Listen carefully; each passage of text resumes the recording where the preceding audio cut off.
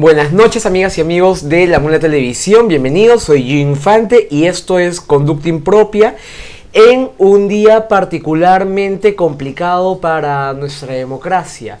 Esta tarde el gobierno de Ollanta Humala suma 3 muertos más a su ya bastante extensa lista de ciudadanas y de ciudadanos asesinados por exigir el cumplimiento de las promesas que llevaron a Humala y a Gana Perú a Palacio de Gobierno. A pesar que Humala ahora, o bueno, hace algunas semanas hablaba de el agua y el oro, ayer se puso particularmente faltoso y amenazó a las y los antimineros. El saldo no es nada bueno, no solamente para Humala ni para quienes consideramos que se debe poner un alto a la política neoliberal basada única y exclusivamente en la extracción de recursos naturales sin respetar las posturas de las comunidades directamente afectadas. Este es un pésimo día para la democracia. Veamos qué es lo que sucedió esta tarde.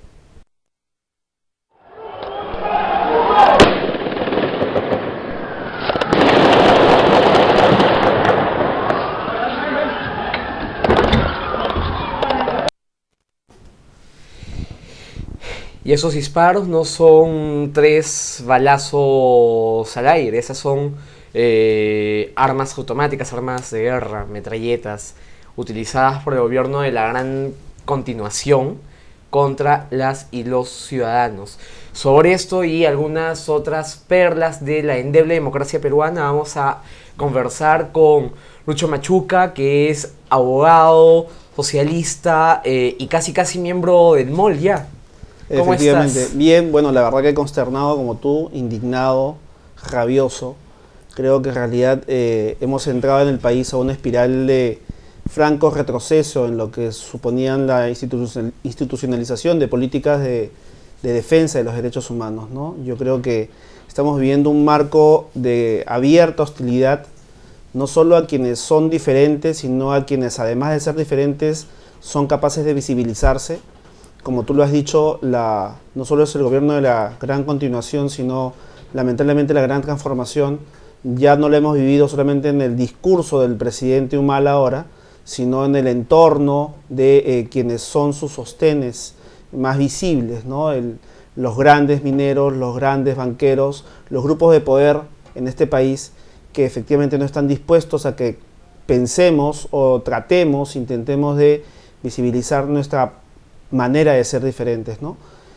Soy efectivamente un abogado consultor en temas de derechos humanos y me sentiría muy honrado en realidad de poder integrar el MOL, en la medida que además el MOL no solo es la organización vigente y más antigua de América Latina en lo que se refiere a espacios de sociedad civil que ocasionan, que coalicionan efectivamente el movimiento homosexual, sino que creo que ha estado siempre a la vanguardia en la defensa de los derechos humanos y sería realmente un honor. Muchas gracias por esa invitación.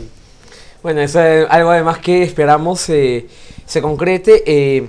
El MOL en ese entendimiento, además de los derechos humanos, hace pocos minutos ha publicado un pequeño comunicado que quiero leerles antes de continuar con el programa. El movimiento homosexual de Lima, MOL, repudia el accionar criminal del gobierno de Ollanta Humala, que sigue sacrificando las vidas de las y los peruanos más excluidos e hipoteca nuestros recursos naturales y futuro para mantener un modelo económico neoliberal y extractivista. La deshumanización a la que intenta someternos este régimen ha costado ya la vida de 18 peruanos que, como nosotras y nosotros, luchan por una gran transformación del modelo de desarrollo con crecimiento económico, derechos humanos y justicia para todas y para todos. Por ello, exigimos el cese de la militarización de los conflictos sociales y de la criminalización de la protesta social, el levantamiento del estado de emergencia en Celendín, Hualgayoc y Cajamarca, la renuncia inmediata del premier Óscar Valdés Danquart y el respeto a la voluntad popular. Lesbianas, trans, gays y bisexuales por el agua, la vida y la soberanía de nuestros cuerpos y territorios. Ni un muerto más. Y el MOL además se suma una convocatoria de diversos movimientos ciudadanos a poner el cuerpo por Cajamarca mañana desde las 5 de la tarde en la Plaza San Martín. Y bueno, este movimiento en defensa de la tierra, de los recursos naturales, pero en especial en defensa de o exigiendo las grandes transformaciones que había prometido Humala, parecen ser una constancia que están generando además múltiples conflictos sociales a lo largo y ancho del país. Efectivamente, y tenemos ya no solamente conflictos ambientales, que en realidad son el denominador común en los informes de la Defensoría del Pueblo, sino tenemos latentes una serie de conflictos derivados justamente del incumplimiento de promesas. Está el caso de la ausencia o la inclusive nula discusión en el Congreso de la República de aquellos proyectos relacionados con el tema de dejar atrás un régimen laboral que en realidad colisiona con la dignidad humana, como es el régimen de contratación administrativa de servicios, los famosos CAS en el Estado, ¿no? Que son en la práctica contratos de trabajo ya no solo de segunda categoría, sino un trabajo, un régimen que viene a efectivamente institucionalizar un conjunto de disposiciones que no tienen que ver con el avance progresivo de los derechos laborales, sino en realidad con la limitación a una gran masa de trabajadores, o en realidad los grandes sectores que siguen trabajando precariamente en negro, ¿no? Para no hablar, y ligarlo además con este tema de Conga, con la visibilización en estos días por parte del MOL de un conjunto de herramientas de gestión pública por parte de gobiernos municipales, de gobiernos metropolitanos que lamentablemente involucran a la propia Municipalidad Metropolitana de Lima y el gobierno de Jesús María, el gobierno de San Borja, el gobierno de Pueblo Libre, con lo que se supone institucionalizar políticas de erradicación de homosexuales o travestis, ¿no?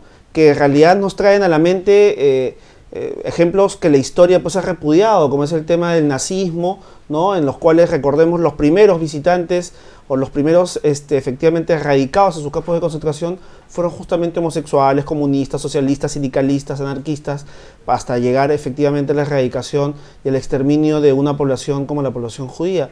Esto es inaceptable, ¿no? Y esto en realidad yo creo que es parte de una política de intolerancia, pero además de una política en la que efectivamente el uso de la fuerza, efectivamente la falta de diálogo, abre paso a situaciones arbitrarias, a situaciones que efectivamente constituyen un paso de legitimación a conductas de abuso que van desde aquellas personas que se sienten en la libertad de golpear a los homosexuales en la calle porque efectivamente los ven distintos, o de aquellos hombres que se disponen a disciplinar a una pareja de lesbianas porque consideran que efectivamente no pueden ser desplazados del afecto, del amor por una persona que no sea efectivamente un hombre, o a efectivamente negarles la identidad al conjunto de población trans, o por último continuar con un ritmo de estigma efectivamente a esta población, identificándolos por el solo hecho de ser homosexuales o travestis como gente de mal vivir.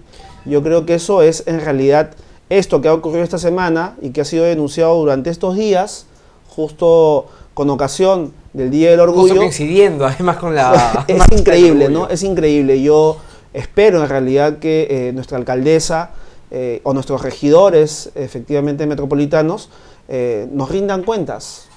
Rindan cuentas porque esto ya no se trata solamente de una omisión, se trata en realidad de visibilizar y de exponer sin ningún descaro que efectivamente nuestros gobiernos metropolitanos tienen por política la erradicación de la homosexualidad.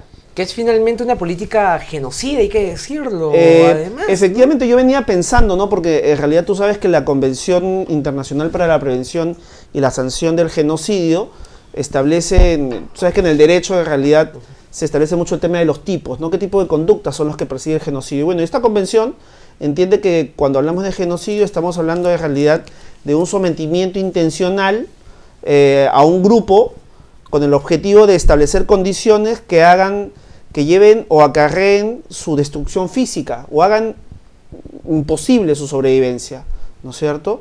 Es cierto que la convención cuando habla de genocidio habla efectivamente de un grupo nacional étnico, racial o religioso, ¿no? Pero efectivamente yo estoy estos días reflexionando, relacionándome, porque no me parece exagerado hablar efectivamente de políticas muy cercanas al tipo genocidio, pero realmente transgresoras de lo que es el entorno, el cumplimiento de la Constitución, la ley y los derechos humanos. Todo funcionario público tiene como la base del ejercicio de su función el respeto de la Constitución. Y de acuerdo con la Constitución, efectivamente todos somos iguales ante la ley, pero además el objetivo, el fin de esta sociedad que integramos tú, yo y todos los que nos ven y todos los que no nos ven también, efectivamente, y del propio Estado que hemos organizado, es la protección de la persona humana y de su dignidad. Y entonces es intolerable que en realidad el Estado, las municipalidades son el Estado, el gobierno, funcionarios públicos, personas elegidas por nosotros y funcionarios designados por personas que nosotros hemos elegido, tengan por política la erradicación de un grupo humano perfectamente identificable y que no solamente es excluido ya del disfrute de los derechos ciudadanos. Recordemos que a las travestis se les niega el derecho a su identidad de género, se les obliga a llevar un nombre que no va relacionado con su identidad, ¿no? Nos hemos olvidado que efectivamente uno de los primeros efectos de la invasión europea en nuestro país, ¿no?, fue efectivamente imponernos nombre. Uno de los primeros efectos de imponer una dominación es afectar tu identidad, es afectar tu identidad religiosa, tu identidad cultural, tu identidad social. Entonces, esta erradicación no tiene que ver solamente con perseguir homosexuales en los parques o perseguir travestis, sino con el tema de que estas políticas visibles, estas políticas que nuestros gobiernos metropolitanos,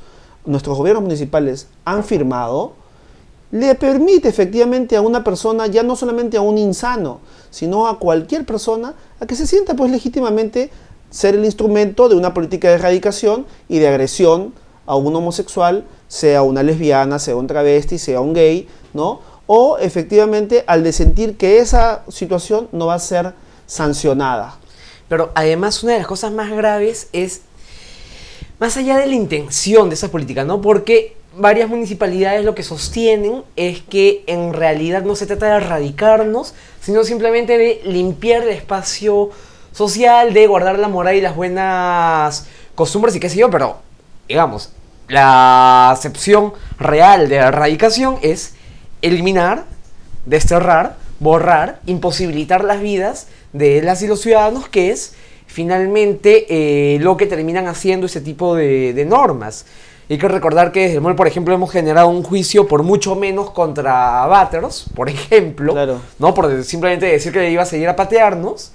Entonces, ¿qué es lo que podríamos hacer contra un Estado que dice que nos va a erradicar, que nos va a eliminar, que va a limpiar la sociedad de nuestras existencias? Que es algo que no solamente están proponiendo en ese momento las municipalidades como una novedad, sino que es algo que proponían en su momento Sendero Luminoso y el MRTA, y ya conocemos la historia sobre qué podemos hacer, cuál es el camino a seguir y también cuáles son las reales responsabilidades de nuestros alcaldes y de nuestra alcaldesa. Vamos a seguir conversando con Lucho luego de la pausa.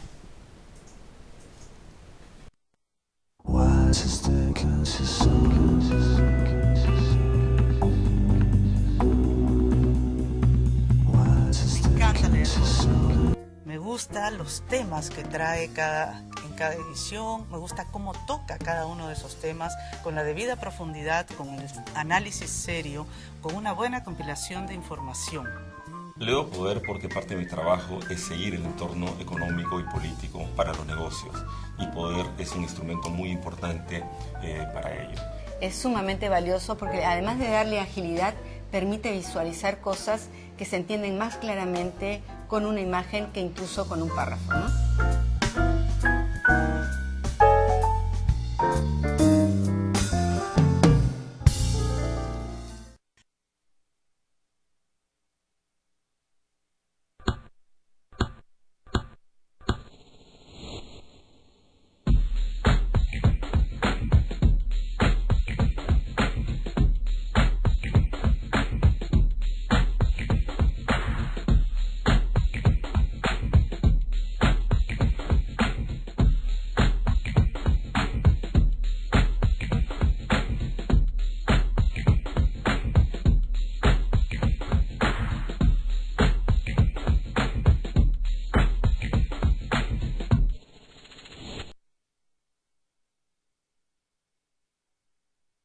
Me gusta la revista Poder por la calidad de los análisis que tiene.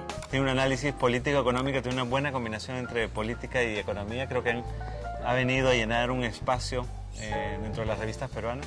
Poder llenó un vacío en el periodismo del Perú, del periodismo escrito, hace investigación económica y de la buena.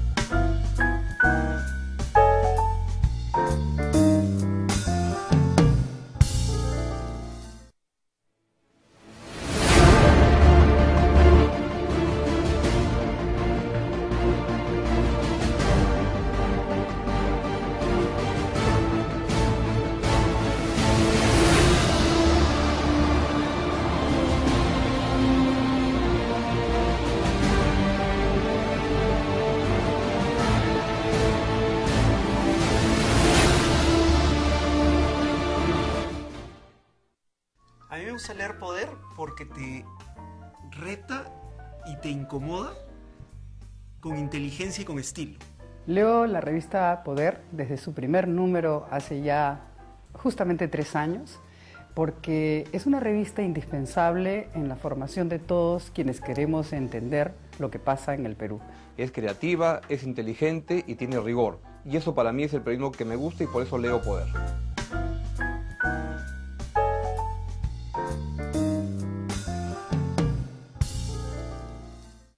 Me encanta.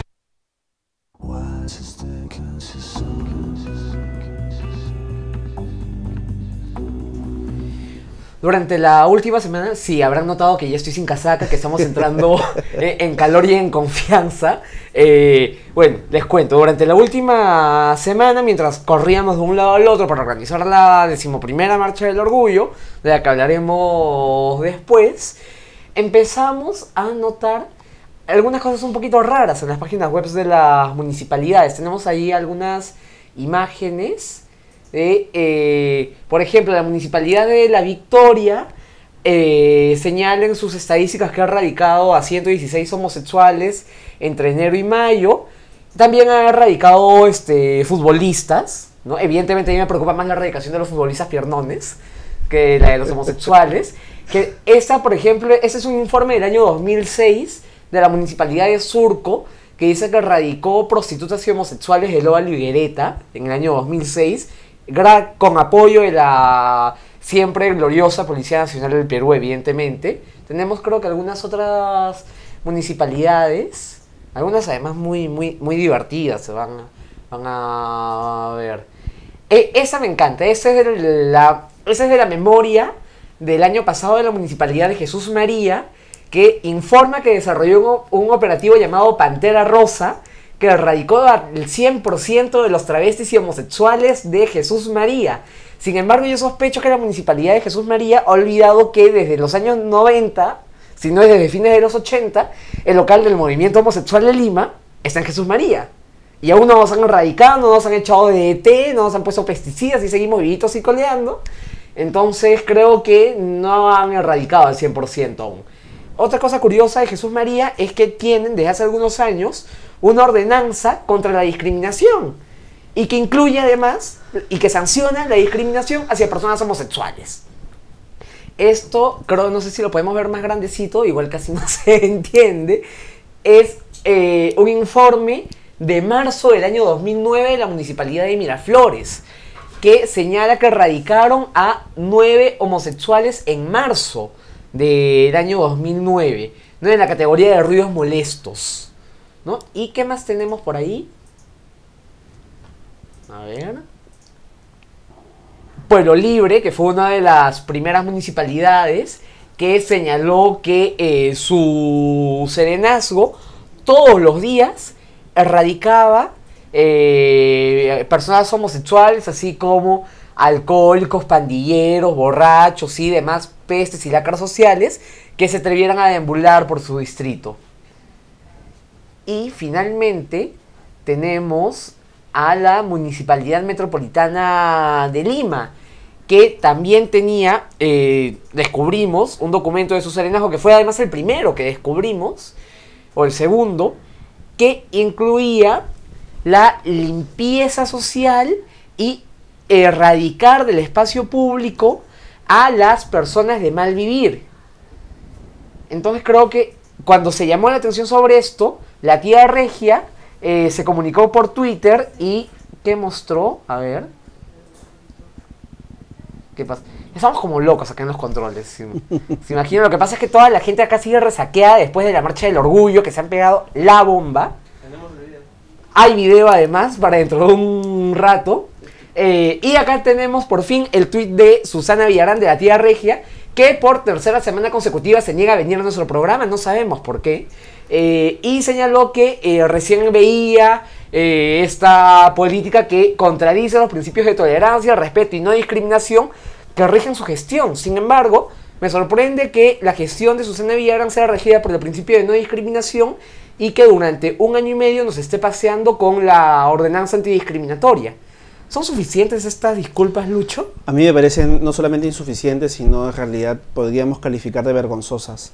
En la gestión de Susana Villarán y la gestión de la confluencia que gobierna el gobierno metropolitano tiene no solo el compromiso de en realidad cortar con décadas o con años efectivamente y sucesivos gobiernos que han establecido la corrupción o establecido el gobierno para unos pocos como parte de la política de gobierno, sino que fiel al compromiso de lo que supone la atención de las reformas políticas implementadas desde el 2003, recordemos, con el marco de la descentralización que supone participación ciudadana, consulta pública, el gobierno con la gente, gobernar con la gente, supone efectivamente implementar políticas. Y cuando tú adviertes situaciones como las que has expuesto, en las que se pone públicamente en las páginas web de las municipalidades o en las que existen documentos, cada uno de estos documentos tienen los logos de las municipalidades, es decir, yo ciudadano me siento no solo perturbado, afectado, amenazado, ¿no es cierto?, porque se entienda, porque se perciba de que la sola condición homosexual o que una persona que sienta que me vea amanerado o que me vea especialmente afectuoso con mi hermano o que me vea efectivamente que yo doy un beso, pienso en aquellas parejas de chicas lesbianas que están en un parque y se dan un beso. Es decir, si mi gobierno de la ciudad establece que me puede erradicar, ¿por qué él no me va a poder agredir? Es la legitimación de la violencia, la legitimación efectivamente de políticas de exclusión. Y eso no es gratuito.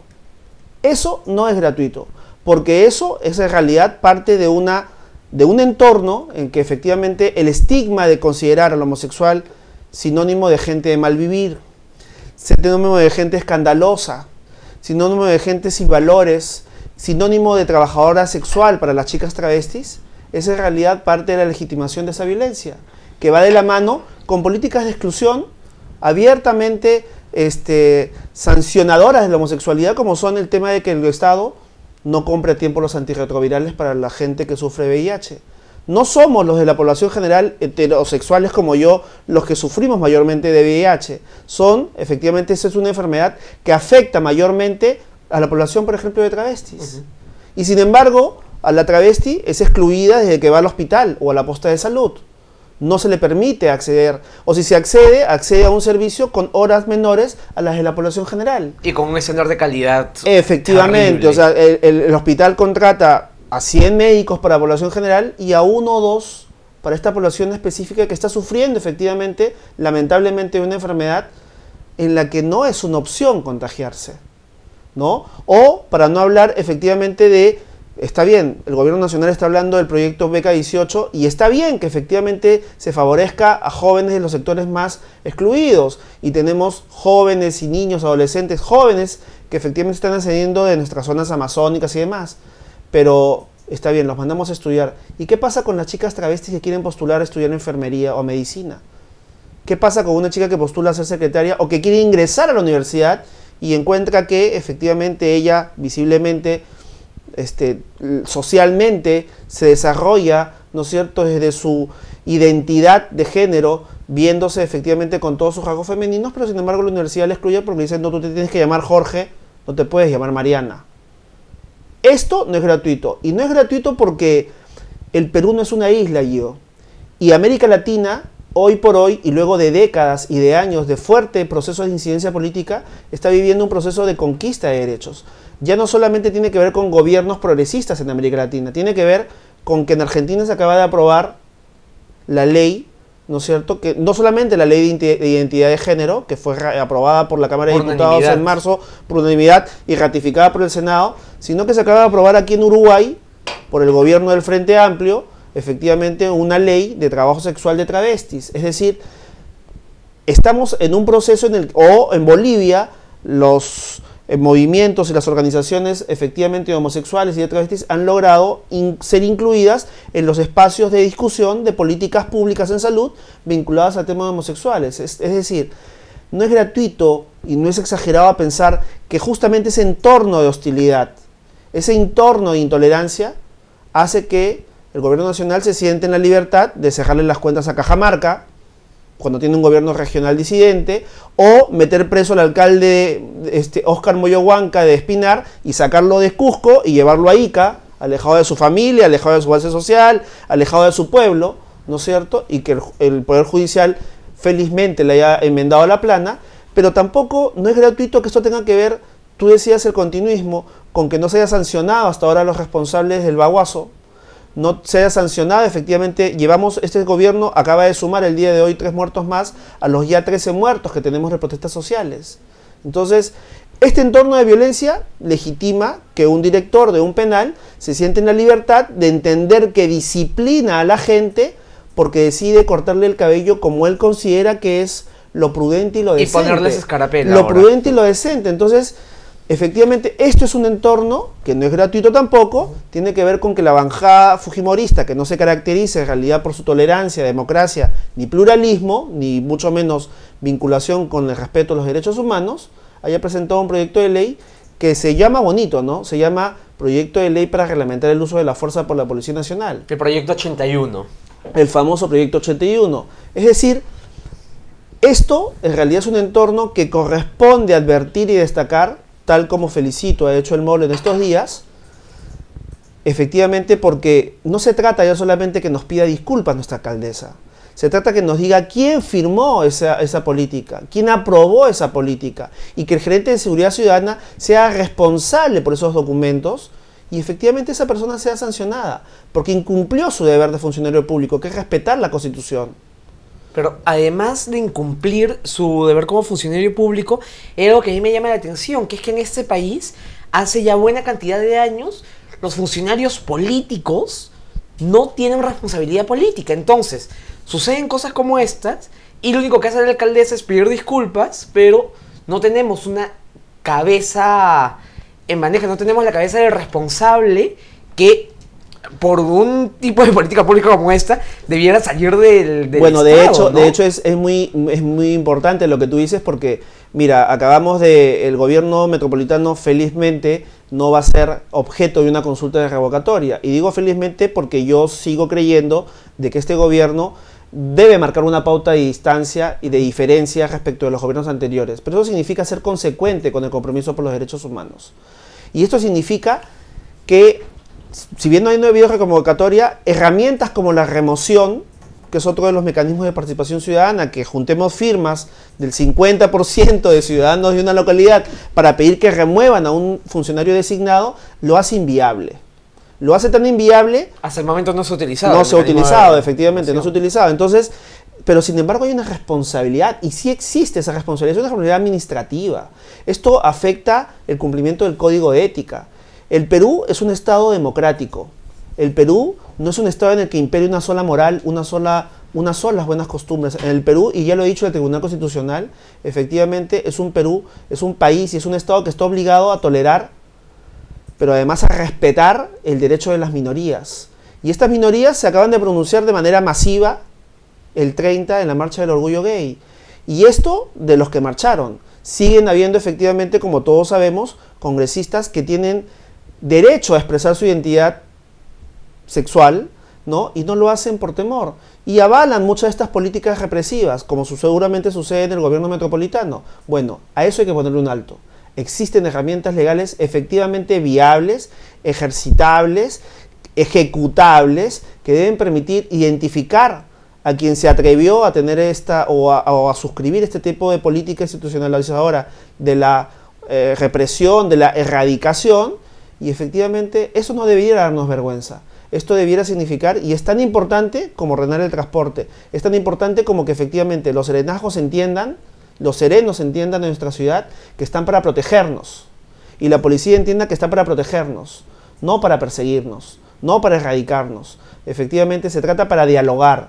Eso supone la democracia y eso supone que se respete por parte, en primer lugar, de los que son nuestros mandatarios, aquellos que elegimos, la alcaldesa, los alcaldes, el presidente, nuestros regidores, todo funcionario público. Sin embargo, aquellos a los que elegimos, y además a los que elegimos con una decisión bastante clara desde esos sectores de minorías, entre comillas, al parecer siguen pensando que hay compromisos, promesas y poblaciones que valen más que otras. Entonces tenemos a la alcaldesa declarando sobre el ordenamiento de transporte, que es, sí, una urgencia de la ciudad y que todos y todas vivimos. O sea, todos queremos un mejor transporte, un transporte limpio, digno, que no contamine, que no tenga todas las mafias que tiene el actual sistema de transporte. Sin embargo, ante este tema, lo único que ha hecho la alcaldesa ha sido un tuit. Y uno de los regidores metropolitanos, que además ha estado más vinculado al tema de la diversidad sexual, que es Manuel Cárdenas,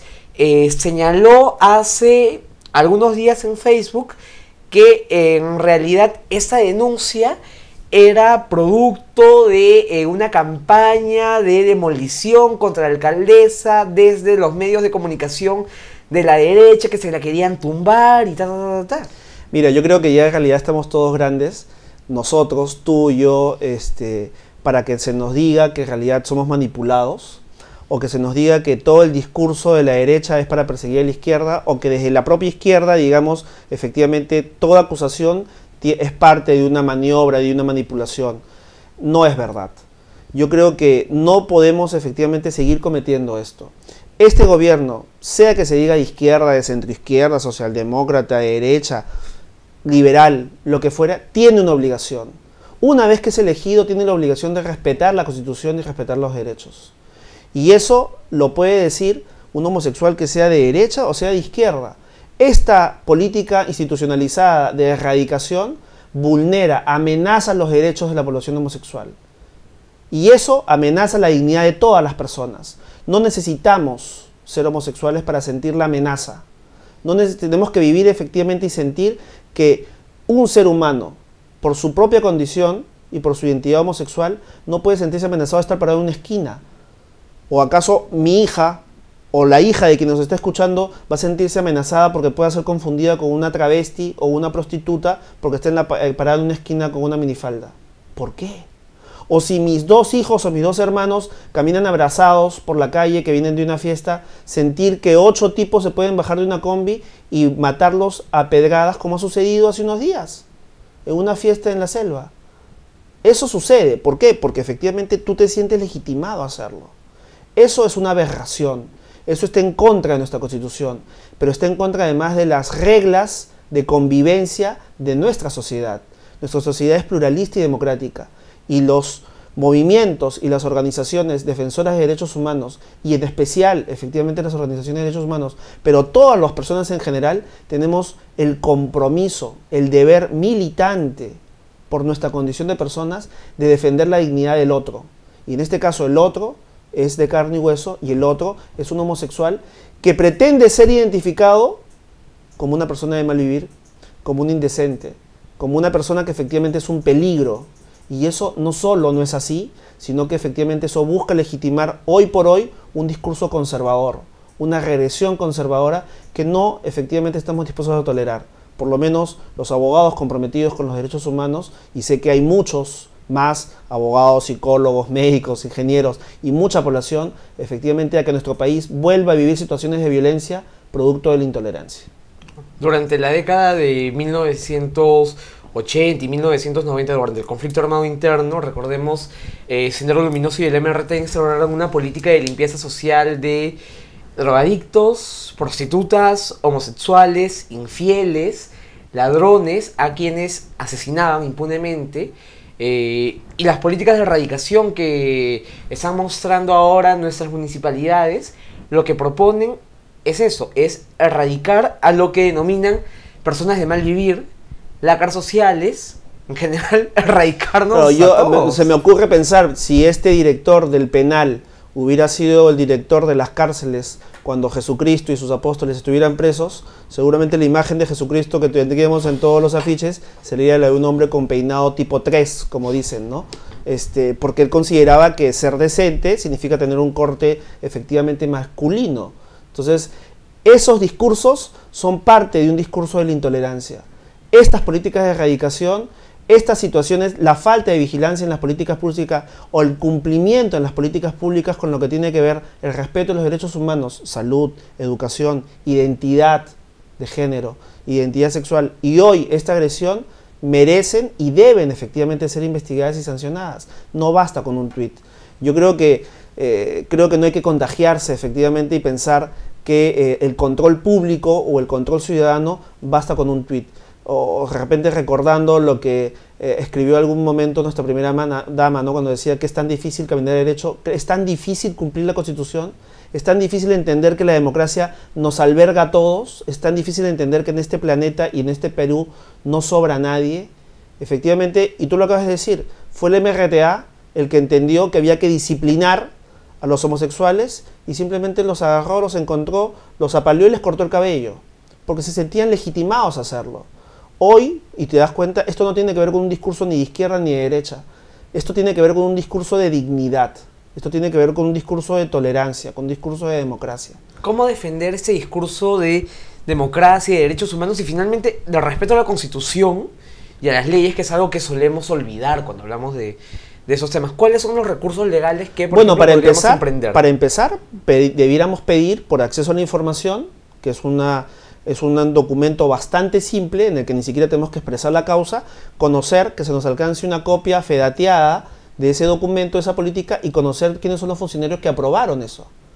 Porque esos funcionarios pueden ser llevados a control ante la Asamblea de Regidores del municipio metropolitano y ante el Consejo de los Municipios de San Borja, Jesús María y Pueblo Libre.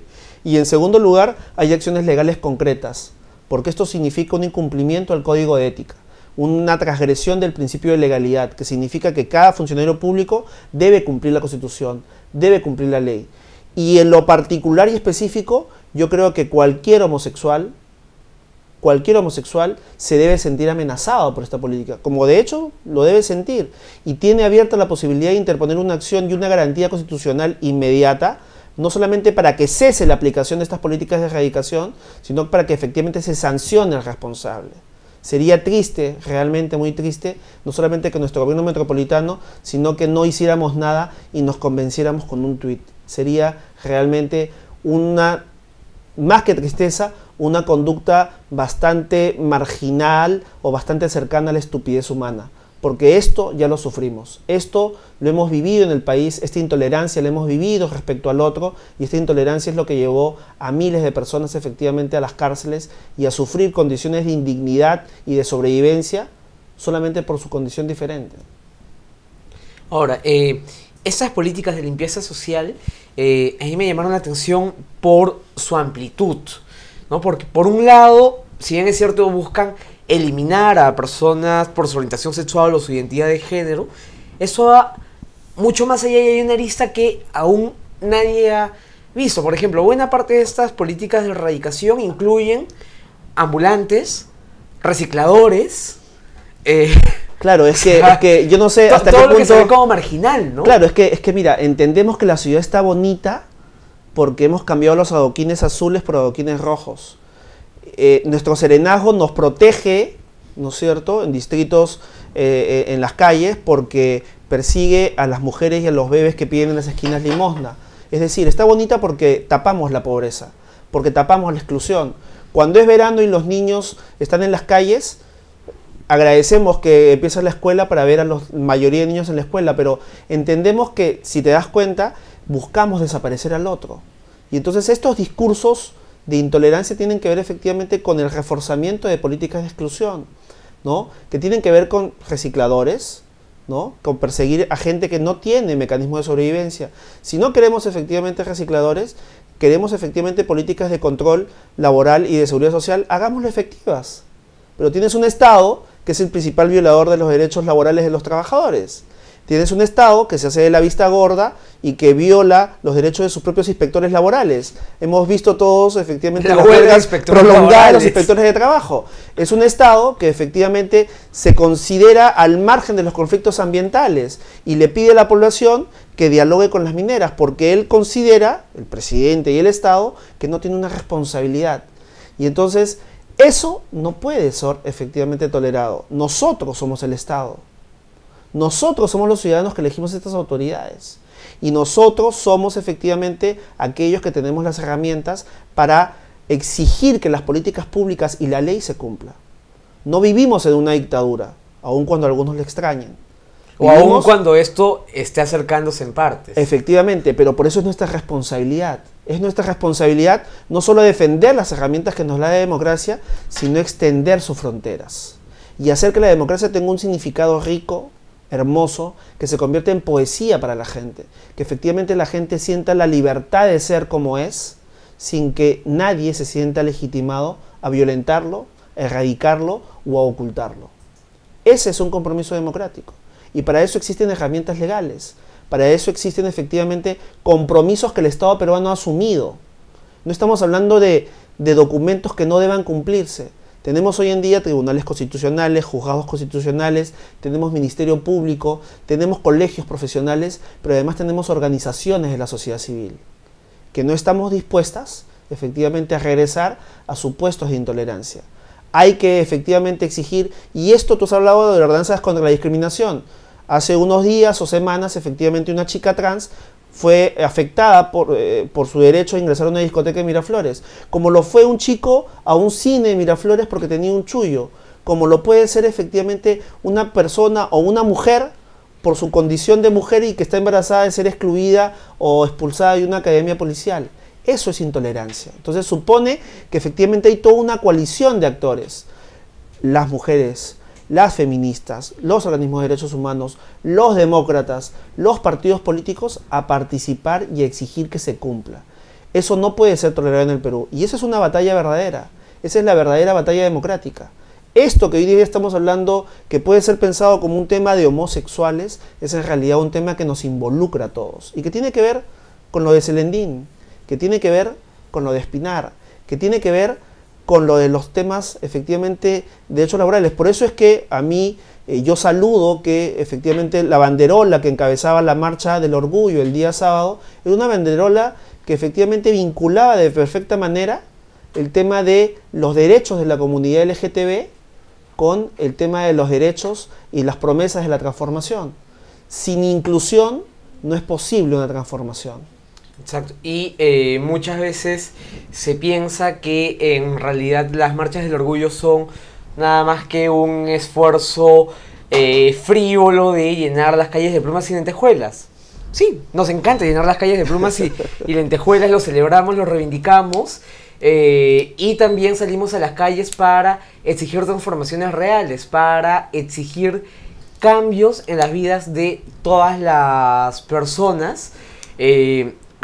Durante los últimos días, en las redes sociales, en Twitter y en Facebook, leía muchas posturas a favor y en contra de, por ejemplo, el tema principal de la marcha del orgullo de este año, porque algunos decían que la marcha debía centrarse en los temas gays, que en los temas de lesbianas, en los temas de travestis, que qué hacíamos dedicándonos a otras cosas que no nos competen. Y bueno, desde varias trincheras del activismo creemos que sí nos competen, creemos que el sistema económico nos compete, creemos que los sistemas extractivistas nos competen, creemos que la protección de los recursos naturales nos competen, así que compartimos con todas y con todos un pequeño video sobre lo que fue la 11ª Marcha del Orgullo Lésbico, Trans, Gay y Bisexual de la ciudad de Lima.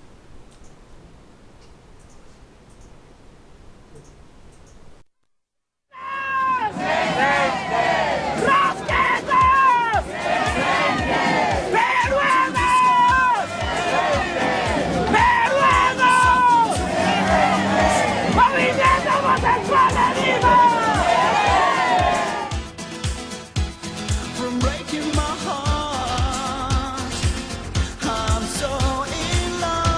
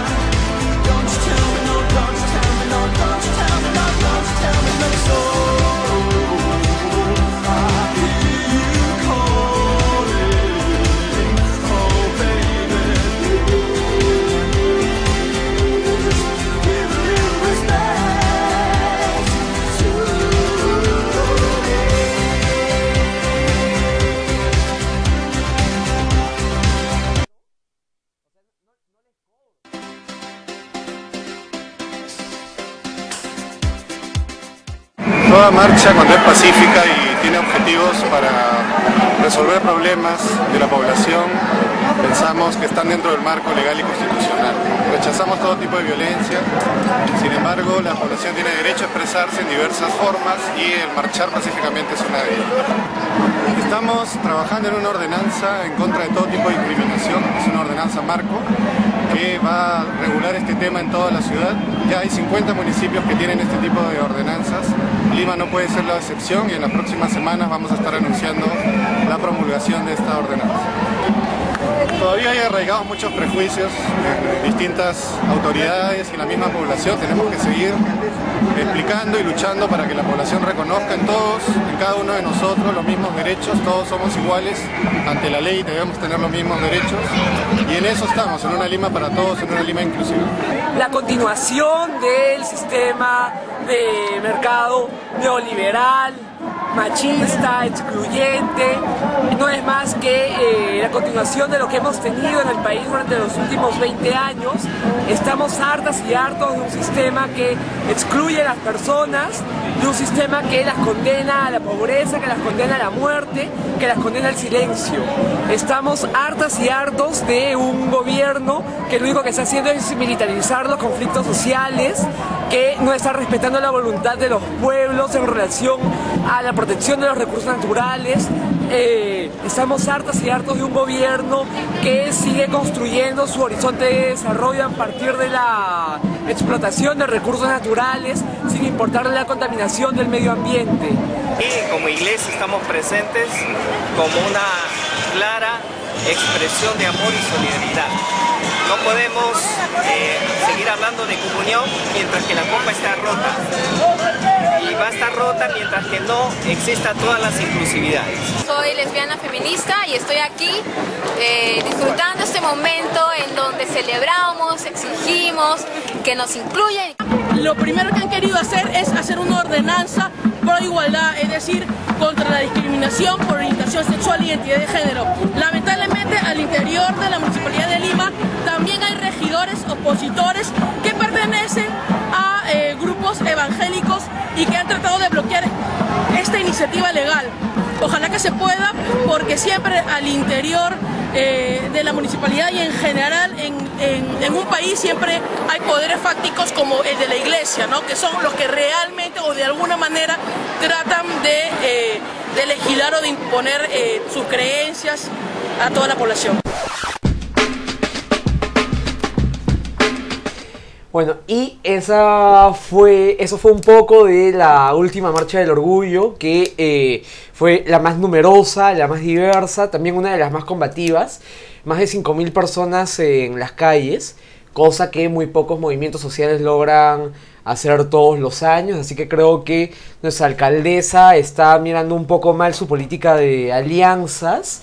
También quería disculparme en nombre de la redacción de La Mula por el primer video absolutamente estereotipado que hemos visto, propio de Frecuencia Latina, América Televisión, de Panamericana o de algunas de las televisoras que únicamente se dedican a vender espectáculo y olvidan que las marchas del orgullo tienen dos dimensiones, la celebratoria y la de reivindicación. Pero bueno, las marchas del orgullo son fiesta, son celebración, son carnaval, son lucha, son pelea. En los Ejes del Mall, por ejemplo, cerramos la marcha ingresando a la Plaza San Martín y gritando: amigo Cachaquito, hazme un descuentito, porque es finalmente un espacio de reapropiación, de lucha, de combate.